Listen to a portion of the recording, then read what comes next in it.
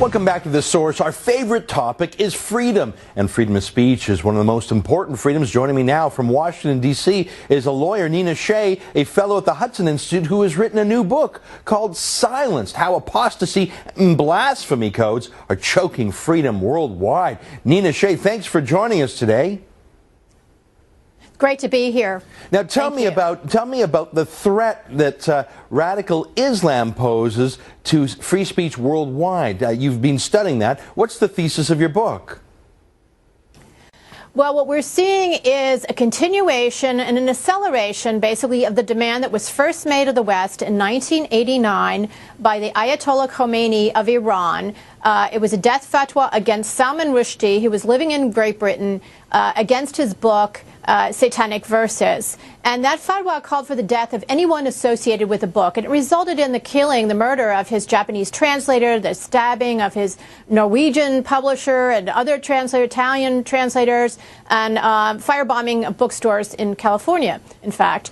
So that has now mushroomed with the Organization of Islamic Conference waging a really intense lobbying campaign for the West to adopt blasphemy codes or codes against defamation of Islam. Now you said the organization. You said the Organization of the Islamic Conference. That, just for our viewers, that's the 53 members of at the United Nations, led by Saudi. 56 members. So those are that's the Muslim bloc at the UN.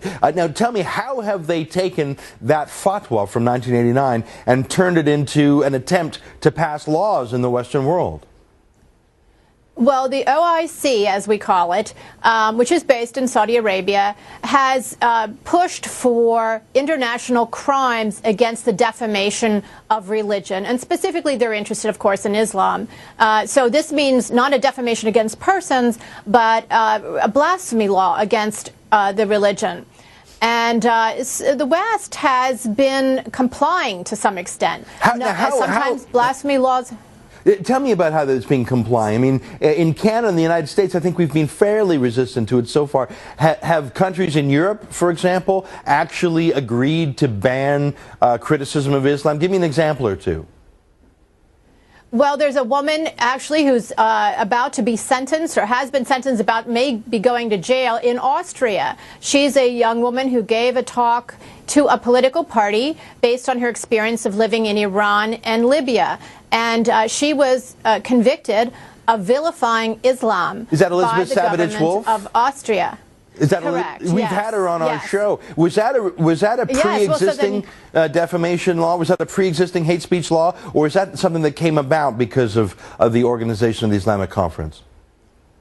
Well, that was expanded to include all religions recognized by the state.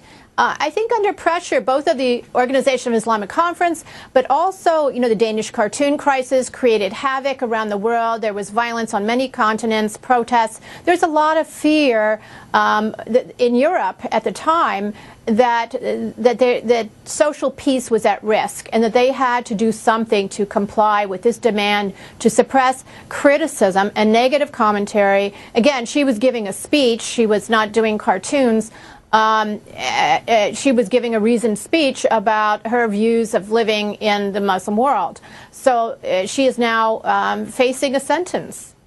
She's been fined. She's refusing to pay the fine, and she may go to jail. I'd like your view as an American scholar on what's going on in Canada. I've had my own battles with the so-called hate speech police. I was a magazine publisher who showed the Danish cartoons of Muhammad. I went through a 900-day show trial on that.